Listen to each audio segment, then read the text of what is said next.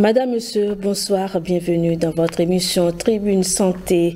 Qu'elle soit pour les enfants ou pour les adultes, elles ont toujours le vent en poupe. Les céréales inondent le marché, elles marchent de tonnerre. J'ai envie de dire, on sait qu'un enfant sur deux mange un bol de céréales tous les matins, mais la consommation de céréales présente-t-elle un risque sur la santé ou pas? C'est ce que nous allons découvrir dans ce numéro de votre émission Tribune Santé. Consommation de produits céréaliers, faut-il s'en méfier? Nous en parlons justement avec notre invitée du jour, Madame Rebecca Sagorange. Vous êtes nutritionniste, diététiste. Bonsoir à vous. Bonsoir Madame. Bonsoir chers téléspectateurs. Nous savons que vous avez de multiples occupations, néanmoins vous êtes avec nous. C'est un plaisir de vous recevoir. Le plaisir est partagé. Tout de suite, la première rubrique.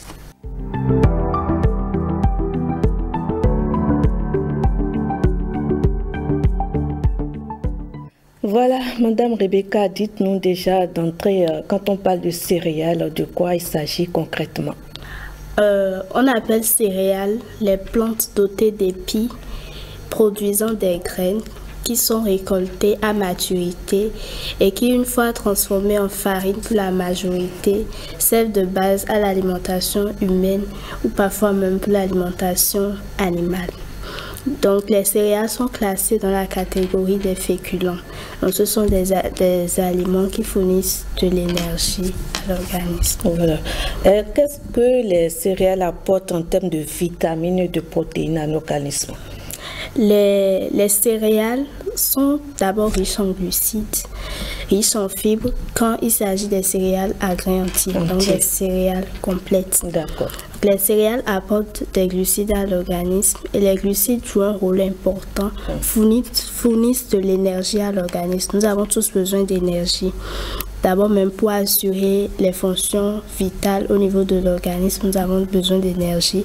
Ces glucides apportés par les céréales vont se transformer en énergie une fois au niveau de l'organisme. Les céréales sont également riches en vitamines du complexe B.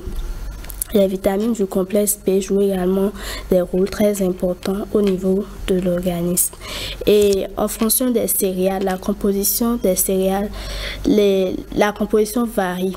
La composition des céréales varie d'une céréale à une autre. Voilà. Alors, est-ce que c'est bon pour la santé, les céréales prises comme ça dans le lot? C'est vrai, il y en a beaucoup sur le marché. Est-ce que finalement c'est bon d'en consommer? Oui, c'est bon de consommer les céréales. L'essentiel, c'est de veiller à ne pas exagérer, parce que l'excès de toute chose nuit. Et il ne faut pas aussi se passer des céréales, parce que chaque aliment a sa particularité à apporter à l'organisme. Donc les céréales fournissant de l'énergie, étant donné que nous avons besoin d'énergie, nous devons consommer des céréales, mais en quantité raisonnable, ne pas exagérer. Quand on parle de céréales, et d'ailleurs on a vu sur les images tout à l'heure, on pense bien évidemment aux céréales du petit déjeuner qui, je le rappelle, sont entre autres enrichies en sucre. Alors qu'est-ce qu'on dit sur celles-là? Est-ce que c'est ça qu'il faut privilégier au détriment des autres types, ou alors qu'est-ce que vous pouvez en dire tout simplement? Ok, les céréales sont consommées sous différentes formes. Il y a certaines personnes, au cours du petit déjeuner, ils préfèrent associer les céréales, associer du sucre à leurs céréales. Voilà. Au moment où d'autres prennent leurs céréales avec des sauces. Voilà, je donne un exemple. Quelqu'un peut prendre au petit déjeuner du pain avec de l'avocat, un peu d'oignon, un peu de tomate, un peu d'œuf. Voilà. Au moment où quelqu'un d'autre prend son pain avec du lait, du sucre, le céréale qui se retrouve là, c'est le blé. Le blé, mais l'accompagnement n'a pas été le même. Donc, en voulant consommer les céréales, c'est pas que c'est mauvais, c'est autant mauvais de prendre des céréales avec du sucre. Mais il faut noter que l'excès de toute chose nuit. Si ça se répète tous les jours, et tous les jours, la personne prend le petit déjeuner, il y a du sucre, il y a des céréales, et c'est autant enrichi, sur le long terme, il peut développer une hyperglycémie. Donc, c'est préférable. Moi, je préfère et je conseille beaucoup plus les petits déjeuners salés que les petits déjeuners sucrés. Salés pour dire, pas pour dire que hyper salé, mais sans sucre, voilà. Donc, si je comprends bien, le message c'est les céréales, oui, mais attention, pas n'importe laquelle, c'est ça? Ou alors votre préoccupation se situe juste au niveau du sucre? Pas seulement au niveau du sucre. Et aussi les céréales, oui, mais il faut privilégier les céréales à grains entiers. D'accord. Quelle est déjà la différence? Voilà. Les céréales à grains entiers il y a encore l'enveloppe externe. Donc il y a encore les fibres, il y a encore les vitamines au niveau des céréales à grains entiers. Or, les céréales à grains non entiers sont dépourvues de son. Les fibres qui se localisent au niveau du son des céréales jouent un rôle important dans la régulation de la glycémie, jouent un rôle important également dans la digestion, nous permettent de bien digérer. Donc, il faut privilégier tout ce qui est céréales à grains entiers. Un exemple terre à terre, quand je prends le maïs, parce qu'au Bénin, nous consommons beaucoup plus de maïs. Quand je prends le maïs, il faut privilégier le maïs entier que le maïs dépourvu de son. Donc, le maïs à grains entiers, c'est la farine complète de maïs. Mais quand c'est pas à grains entiers, c'est ça on prend pour faire le manway ou bien la cassa et tout. Il faut privilégier des céréales à grains entiers. Le message, il est passé en tout cas. Et j'ai une autre question pour vous, Madame Rebecca. Dites-moi, les cornflakes, c'est des céréales dont moi particulièrement j'en raffole. Est-ce qu'il y a un danger à en consommer? Il faut juste pas exagérer dans la consommation. Les cornflakes, la procédure de production de ces aliments-là, ils enlèvent l'enveloppe externe du maïs et puis le germe. Donc, c'est la partie entre l'enveloppe externe et le germe qui est utilisée pour faire les cornflakes. C'est dépourvu de nutriments ou pas? Oui, c'est dépourvu de certains nutriments. C'est dépourvu des fibres. Bon, quand je prends la farine complète de maïs et le cornflakes, la farine complète de maïs aura plus de fibres que le cornflakes, aura plus de nutriments que le cornflakes, de vitamines que le cornflakes. Mais il faut souligner ils mettent au niveau des ingrédients qu'ils enrichissent encore ces céréales-là avec d'autres vitamines, d'autres nutriments. L'essentiel, c'est de ne pas exagérer parce que c'est sucré aussi. Ils ajoutent du sucre, n'est-ce pas? Évidemment. Voilà, donc pour le faire, il ne faut pas du tout exagérer. Une fois en passant raisonnablement, ça peut aller. L'essai de toute chose nuit. Une fois encore, vous le rappelez, est-ce qu'en dehors de ces nutriments dont vous parliez tout à l'heure, est-ce qu'il en existe d'autres dans les céréales qu'on ne retrouve pas dans les autres aliments tout simplement? Ok. Quand je prends les céréales classées dans la catégorie des féculents, dans les aliments, qu'on va parler des aliments énergétiques, il s'agit des féculents, parfois la graisse, les matières grasses et tout. Les céréales contiennent des glucides. La quantité de glucides qu'un individu a besoin par jour, d'un être humain a besoin par jour, ne peut pas être assurée par les légumes, les fruits par exemple, uniquement par exemple. Les fruits contiennent des glucides, les légumes également contiennent des glucides, mais pas des quantités qui pourraient être suffisantes pour assurer les fonctions vitales de l'organisme, pour combler les besoins. Donc les céréales sont riches en glucides. Donc les céréales contiennent plus de glucides et en les consommant, on peut combler les besoins en glucides. Pour dire tout simplement que les céréales, de par leur richesse en glucides, font du bien à l'organisme. L'essentiel, c'est de ne pas exagérer. Il y a certaines personnes qui se passent de féculents, donc de céréales, de tubercules, de racines, et qui consomment uniquement des fruits, des légumes et des protéines en une journée. C'est exposer son organisme à des risques parce que en consommant uniquement ces aliments-là, on ne comble pas les besoins en énergie, les besoins en glucides de l'organisme. Mais est-ce que les céréales à elles seules peuvent combler le besoin énergétique de l'homme, j'ai envie de dire? Est-ce qu'en adoptant une alimentation spécifiquement céréales peut permettre quand même à un être humain de bien se porter, de ne pas manquer d'autres nutriments? Les céréales seules ne suffisent pas pour combler les besoins en glucides de l'organisme. Les besoins en énergie, énergie c'est mieux. Les besoins en énergie, les céréales seules ne suffisent pas.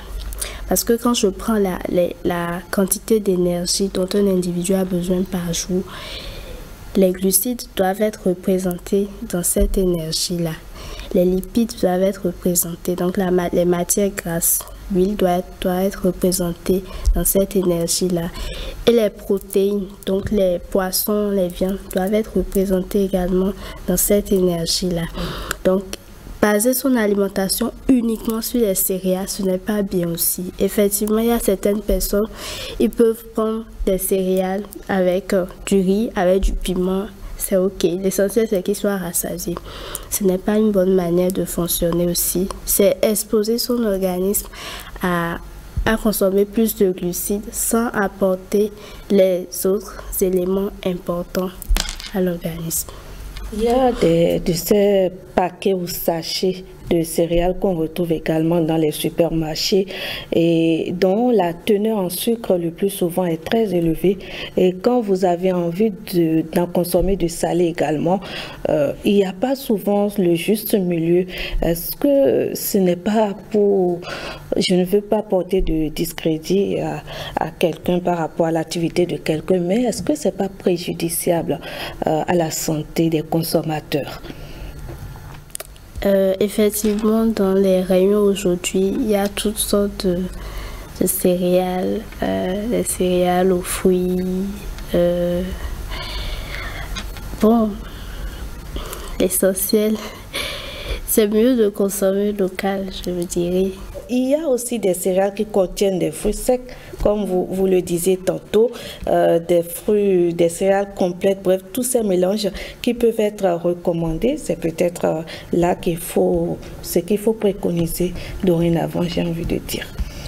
Les céréales aux fruits secs, pourquoi ne pas prendre des céréales avec des fruits? Voilà. Pourquoi ne pas prendre des céréales avec des fruits frais? Quand on dit céréales aux fruits secs, c'est qu'ils ont ajouté des fruits secs aux céréales. Ok, déjà dans la préparation, c'est ça? D'accord. Donc moi-même, je peux acheter mes céréales complètes. Les fruits. Voilà. C'est bien ça. Voilà. Là, on se comprend. Et prendre des céréales aux fruits secs, là, ça peut être en cas de force majeure où je suis dans une zone où je n'ai pas la possibilité d'acheter des fruits, où je n'ai pas la possibilité de me ravitailler, de faire un certain nombre de choses. Là, j'ai des céréales aux fruits secs, je peux rapidement les utiliser. Mais quand je ne suis pas dans une zone reculée, tout ça, et puis j'ai la possibilité de les faire moi-même, c'est toujours idéal. D'accord. On va poursuivre. Que pensent les internautes de la thématique abordée? C'est ce à quoi est consacrée notre prochaine rubrique prévention.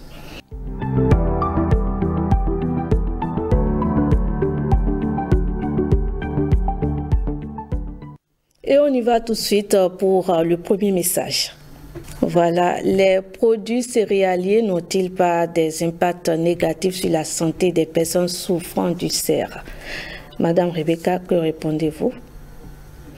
les produits, je relis le message, les produits céréaliers n'ont-ils pas des impacts négatifs sur la santé des personnes souffrant d'ulcères? Céréales, ulcères, y a-t-il une corrélation? Bon, c'est possible s'il s'agit des céréales très fermentées. D'accord. Mais si ce n'est pas des céréales fermentées, je ne vois pas l'impact que la consommation de ces céréales pourrait avoir sur un sujet, au niveau d'un sujet souffrant d'ulcère. Donc pour vous, il n'y a aucun mal à en consommer. Il n'y a pas de raison de s'en méfier. À moins qu'il s'agit des céréales fermentées. Donc par exemple, nous fermentons le maïs par exemple, et ça dépend aussi du degré de fermentation. Il y a des bouillies de maïs, quand vous goûtez, c'est légèrement fermenté. Par contre, il y en a d'autres qui sont très fermentés. Voilà. Les bouillies de maïs, les bouillies de céréales fermentées, bien les céréales très fermentées pourraient ne pas faire du bien à une personne souffrant d'ulcère. Mais quand il ne s'agit pas de céréales fermentées, il n'y a pas de risque à en consommer. Ah, voilà, d'accord. Je rappelle qu'il y a plusieurs types de céréales. Il y a les maïs, comme vous le citiez tantôt, il y a également le riz, le mil et le sorgho, le fonio. Tout à fait. Voilà. Une autre préoccupation à présent. Bonjour, je m'appelle Alessia Anyambosu et ma question est la suivante. Tous les produits céréaliers contiennent-ils du gluten et pourquoi doit-on se méfier des céréales? C'est vrai que dans mes recherches, Madame Rebecca, j'ai quand même vu quelques sujets, des gens qui sont revenus sur des impacts négatifs que pourrait avoir la consommation fréquente, pour ne pas dire régulière, des céréales sur l'organisme. Mais je suis assez surprise de vous entendre dire qu'on peut en consommer sans craindre un danger. Les céréales constituent de façon générale la base de notre alimentation. En Afrique. En Afrique et même à l'extérieur. Pour un individu normal qui mange normalement, je ne vois pas une semaine s'écouler sans céréales. Pour une personne souffrant de l'obésité, par exemple, c'est bon de consommer les céréales? Oui, c'est bon de consommer les céréales seulement qu'en quantité raisonnable. Les quantités qui répondent à ses besoins.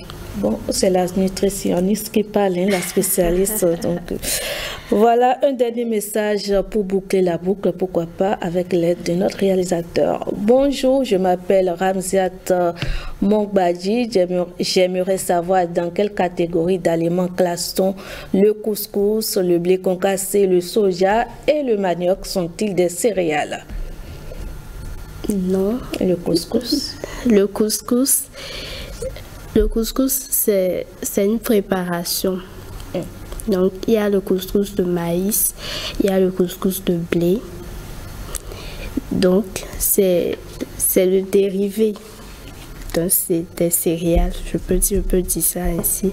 Le blé est un céréale. Le blé est une céréale, pardon. Le maïs est une céréale.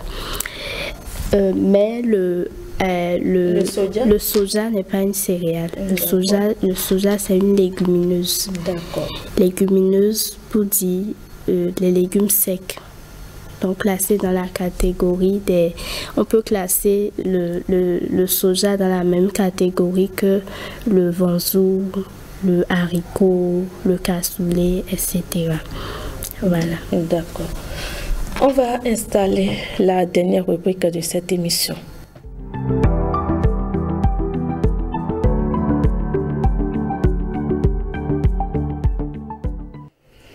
On va parler cette fois-ci du riz, parce qu'on n'en a pas beaucoup parlé. Vous savez, tout comme le maïs, le riz est un aliment très présent dans notre assiette en Afrique et même partout ailleurs. Est-ce qu'il y a lieu de limiter la consommation quand on sait que l'essai de toutes choses nuit, comme vous l'avez si bien dit? Oui, il faut limiter la consommation de riz. Mais tout dépend aussi des préférences alimentaires du sujet. Si j'aime le riz, L'idéal aurait été que je ne me prive pas, que je ne me passe pas du riz, mais juste réduire la fréquence de consommation pour pouvoir varier mon alimentation. À quelle fréquence? Oui, si je veux varier mon alimentation avec les céréales, parce que le riz est un féculent, et en dehors des céréales, comme féculents, en dehors des céréales, il y a les racines, il y a les tubercules. Donc si je veux varier mon alimentation en une semaine par exemple, et que je dois prendre pratiquement toutes les céréales, toutes les racines et tubercules qui existent au Bénin, je peux prendre le riz le lundi. Un exemple terre à terre, hein. Le maïs le mardi, mais là on a oublié petit déjeuner, dîner. Voilà, mais l'essentiel c'est de varier. Mais il ne s'agira pas de prendre du riz du lundi au lundi, voilà. C'est clair. Voilà. C'est dans l'optique de pouvoir varier mon alimentation, que ce ne soit pas monotone, que ce ne soit pas tout le temps du riz. Et en voulant consommer le riz, il faut l'accompagner avec beaucoup de légumes. Il faut que ce soit une assiette équilibrée, donc assez de légumes et des protéines également. Et par quoi peut-on suppléer les céréales de façon générale pour ne pas connaître une carence en énergie ou en protéines? Les céréales. Parce qu'il en existe à qui les médecins ou les spécialistes interdisent la consommation d'un certain nombre d'aliments comme le maïs, le riz, tout ce que vous savez. Donc dans ce cas-là, comment est-ce qu'ils vont s'y prendre pour ne pas souffrir de carence énergétique en termes d'équilibre alimentaire? Un individu ne peut pas se passer de féculents. Et qui dit féculent dit céréales, racines, tubercules. Racines, tubercules, c'est par exemple l'igname, le manioc, le taro, le macabo, etc.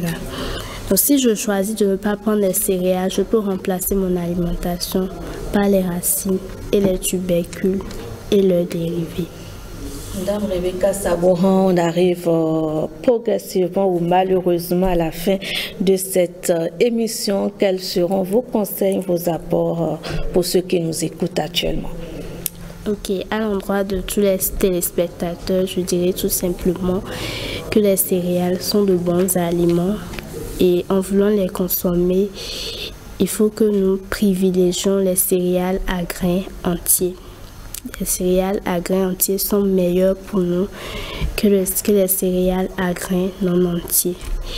Et également, en voulant consommer les céréales, il faut que nous les consommons de façon raisonnable et que nos assiettes à base de céréales soient des assiettes équilibrées, donc qu'il y ait des légumes, des protéines dans nos assiettes quand nous voulons les consommer.